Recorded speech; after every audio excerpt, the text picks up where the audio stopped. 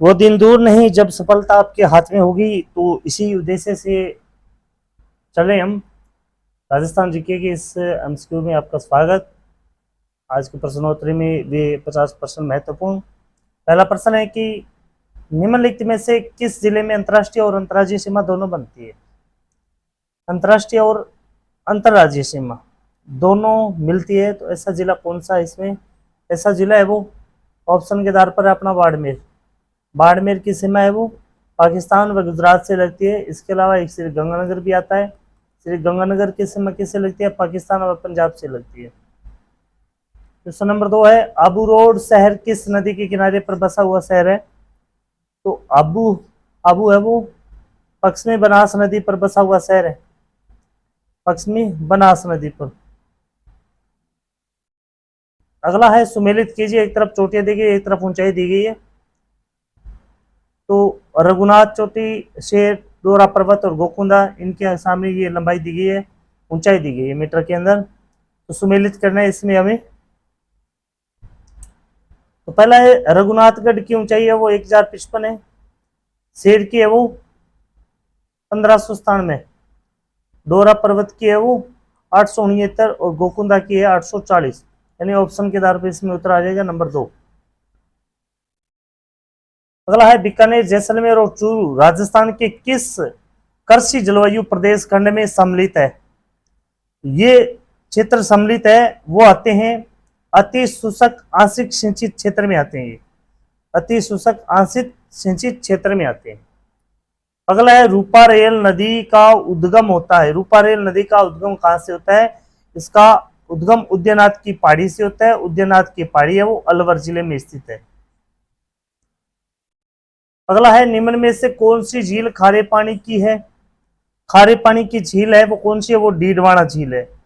डीडवाना झील। डीडवाना झील को एक अन्य नाम से भी जाना जाता है, ये भी महत्वपूर्ण है। इस झील को खलदा खलदा झील के नाम से भी जाना जाता है। ध्यान में रखिएगा, बहुत कम किताबों में मिलता है ये। खलदा झील भी कहते हैं इसे। डूंगरपुर स्थित नौलखा बावड़ी किसने बनवाई थी? नौलखा बावड़ी का निर्माण है रानी पिरमल देवी ने करवाया था। रानी पिरमल देवी है वो महाराणा आसकर्ण की पत्नी। महाराणा आसकर्ण की पत्नी, ये डूंगरपुर के राजा आसकर्ण। अगला है, निम्नलिखित में से कौन सा बेमेल है?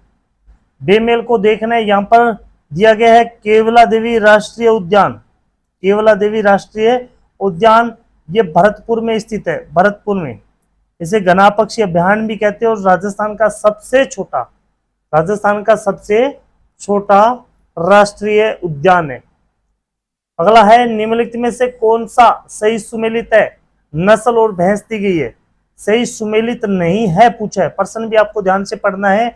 हम जल्दी जल्दी में ये देख लेते सुमेलित है, तो यहाँ पर नहीं पूछा है, इसमें सुमेलित नहीं है, तो इसका उत्तर हो जाएगा लोही। लोही है वो किसकी नस्ल है? ये बकरी की नस्ल है। लोही है वो किसकी नस्ल है? बकरी की। अगला है, राजस्थान कृषि प्रसंस्करण कृषि व्यवसाय एवं कृषि निर्यात प्रोत्साहन नीति कब प्रारंभ की गई थी? ये नीति है ये कब प्रारंभ हुई थी? 17 दिसंबर 2019 को, और जयपुर से यह नीति प्रारंभ की गई। अगला है, राजस्थान राज्य पथ परिवहन निगम आरएसआरटीसी की स्थापना किस वर्ष में की गई थी? राजस्थान रोडवेज की स्थापना वो की गई थी 1964 ईस्वी में। 1964 ईस्वी में 1 अक्टूबर, अगर पूछे तो 1 अक्टूबर 1964 ईस्वी में। अगला है, कौन से कार्यक्रमों का अकाल राहत से सीधा संबंध है? तो जो मरुस्थलीय विकास कार्यक्रम और सूखा संभाव्य क्षेत्रीय कार्यक्रम, ये दोनों है, इनका संबंध किससे है? अकाल राहत इसमें, यानी ऑप्शन 1 और 2 ये दोनों इसमें आ जाएंगे। राजस्थान में मुख्यमंत्री युवा संबल योजना कब प्रारंभ की गई? ये की गई 1 फरवरी 2019 को। 1 फरवरी 2019 को। इसमें पुरुषों को कितना दी जाती है? 4000। इसके अलावा महिलाएं, दिव्यांग या ट्रांसजेंडर जो होते हैं उनको दिया जाता है 4500 रुपये प्रति माह। राशि भी पूछ ली जाती है, ध्यान में रखें। राजस्थान भू राजस्व अधिनियम किस वर्ष पारित हुआ? ये पारित हुआ था 1956 में, और इसका बोर्ड है वो कहां पर है, अजमेर। ये राजस्व बोर्ड है वो कहां पर है, ये अजमेर में है। जनगणना 2011 के अनुसार निम्न में से किस जिले के युगों में सबसे अधिक और सबसे कम महिला साक्षरता दर पाई जाती है? तो ये पाई जाती है कोटा और जालोर, अधिकतम कोटा और न्यूनतम जालोर में। राजस्थान के राज्यपाल से संबंधित निम्न कथनों पर विचार कीजिए। तो इसमें उसे भारत का नागरिक होना चाहिए, बिल्कुल सही है। उसकी आयु कम से कम 35 वर्ष होनी चाहिए, ये भी सही है। उसमें लोकसभा का सदस्य बनने की योग्यता होनी चाहिए। लोकसभा सदस्य की उम्र कितनी होती है, 25 वर्ष चाहिए, ये तो इसके लिए गलत है। वह एक से अधिक राज्यों का राज्यपाल हो सकता है, ये भी सही है। यानी 1, 2 और 4 चाहिए, तो इसमें ऑप्शन नंबर आ जाएगा 2। अगला है, निम्नलिखित में से कौन सा कथन असत्य है? कौन सा कथन असत्य है? तो राजस्थान में मुख्यमंत्री सहित अधिकतम 30 मंत्री होगी, बिल्कुल सही है। राजस्थान के सभी मंत्री कैबिनेट मंत्री होते हैं, ये बिल्कुल गलत है। क्योंकि मंत्रियों को, मंत्री परिषद में मंत्रियों को 3 श्रेणी में रखा जाता है। कितने में? 3 श्रेणी में। एक होता है कैबिनेट मंत्री, दूसरा होता है राज्य मंत्री, और तीसरा होता है उप मंत्री। इन तीनों में शामिल किया गया। अगला है, सुमित्रा सिंह राजस्थान राज्य की पहली महिला विधानसभा अध्यक्ष कौन सी विधानसभा में बनी थी? कौन सी विधानसभा में बनी थी? तो ये बनी थी 12वीं विधानसभा में। 12वीं विधानसभा का काल था 2003 से 2008, और 12वीं विधानसभा में भाजपा को पहली बार, यानी इस विधानसभा में पहली बार भाजपा को पूर्ण स्पष्ट बहुमत मिला था। इसमें स्पष्ट बहुमत मिला था, और इसमें मुख्यमंत्री थी कौन? वसुंधरा राजे। वसुंधरा राजे राजस्थान की पहली महिला मुख्यमंत्री थी।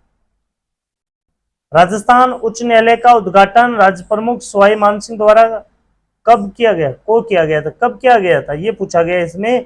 तो ये किया गया था 19 अगस्त 1949 को। राजस्थान में पंचायत समिति के सदस्य, तो पंचायत समिति के सदस्य है वो प्रत्यक्ष रूप से निर्वाचित किए जाते हैं, और प्रधान और उप प्रधान होते हैं, उनका चुनाव वह प्रत्यक्ष रूप से होता है। अगला है, राजस्थान में नगर पालिका अध्यक्ष के विरुद्ध अविश्वास के प्रस्ताव को पारित करने के लिए मतदान के हकदार व्यक्तियों का कुल कितना बहुमत अपेक्षित होता है? तो इनका जो बहुमत होता है वो 3/4 होता है। सुशांत पंत राजस्थान सरकार के वर्तमान है, तो किस प्रकार के है ये? सुशांत पंत को कौन सा पद दिया गया? तो ये राजस्थान सरकार में मुख्य सचिव के पद पर स्थित है। और इन्होंने पदभार कब संभाला था? इन्होंने संभाला था 21 दिसंबर 2023 को। सुशांत पंत ने मुख्य सचिव का पद संभाला था 31 दिसंबर 2023 को। अगला है, राज्य मानवाधिकार आयोग के अध्यक्ष एवं सदस्यों की नियुक्ति राज्यपाल एक समिति की अनुशंसा पर करता है, जिसका अध्यक्ष निम्नलिखित में से कौन होता है? तो उसका अध्यक्ष कौन होता है? मुख्यमंत्री होता है। मुख्यमंत्री की सलाह मशवरा से ये मानवाधिकार आयोग के अध्यक्ष और सदस्यों की नियुक्ति करते हैं। अगला है, राज्य लोक सेवा आयोग के सदस्यों को पद से हटाया जा सकता है। कब हटाया जा सकता है? राष्ट्रपति के द्वारा सर्वोच्च न्यायालय की जांच के बाद ही हटाया जा सकता है। निम्न में से किसे राजस्थान के लोकायुक्त के अधिकार क्षेत्र में सम्मिलित नहीं किया गया? तो मुख्यमंत्री को इसमें शामिल नहीं किया गया है। मांड प्राचीन नाम था, किसका था? मांड प्राचीन नाम था। मांड या वल्लभ मंडल पूछ लिया जाए तो ये था जैसलमेर का प्राचीन नाम। यहाँ पर प्रतापगढ़ दिया गया, प्रतापगढ़ का प्राचीन नाम था देवलिया। क्या था? देवलिया। करौली का प्राचीन नाम था कल्याणपुरी। यहाँ पे जिसे कहते थे गोपाल पाल। और बूंदी का प्राचीन नाम था बुंदा की नाल। अगला है, बिजोलिया शिलालेख में किस वंश के शासकों की उपलब्धियों का उल्लेख है? तो इसमें जो उल्लेख दिया गया है वो दिया गया है चौहान शासकों का। जयपुर शहर की स्थापना कब हुई थी? बहुत आसान सा प्रश्न है। सवाई जयसिंह सेकंड के द्वारा इसकी स्थापना वो 18 नवंबर 1727 को की गई थी। मारवाड़ का भूला बिसरा नायक, मारवाड़ का भूला बिसरा राजा किसे कहा जाता है? ये कहा जाता है रावचंद्र सेन को। रावचंद्र सेन को अन्य किस नाम से जाना जाता है? मारवाड़ का प्रताप, मारवाड़ का प्रताप कहा जाता है, मारवाड़ का प्रताप कहा जाता है। 1857 की क्रांति के समय भरतपुर रियासत में ब्रिटिश पॉलिटिकल एजेंट कौन थे? तो पॉलिटिकल एजेंट थे कौन? मॉरिसन। भरतपुर के कौन थे? मॉरिसन। यहां पर दिया गया सावर्स, सावर्स कहां के थे? सावर्स थे उदयपुर के, उदयपुर के। बर्टन, बर्टन कोटा से, बर्टन थे कोटा से। मैकमेसन ये थे जोधपुर से, जोधपुर से। महाराणा सज्जन सिंह को किस गवर्नर जनरल ने grand commander of the star of India की उपाधि दी थी? ये उपाधि किसके द्वारा? लॉर्ड रिपन के द्वारा, लॉर्ड रिपन के द्वारा 1881 में यह उपाधि दी गई थी। यह भी याद रखना आपको। शेखावाटी किसान आंदोलन सन 1947 में किसके प्रयासों से समाप्त हुआ था? यह समाप्त हुआ था हीरालाल जी शास्त्री के प्रयासों से। अगला है मोतीलाल तेजावत ने कहां से आदिवासियों का करबंदी आंदोलन आरंभ किया था? करबंदी आंदोलन झाडोल से, झाडोल उदयपुर में आता है, झाडोल आता है उदयपुर में। और ये आंदोलन शुरुआत कब हुई थी? इसकी शुरुआत हुई थी जुलाई 1921 में, जुलाई 1921 में।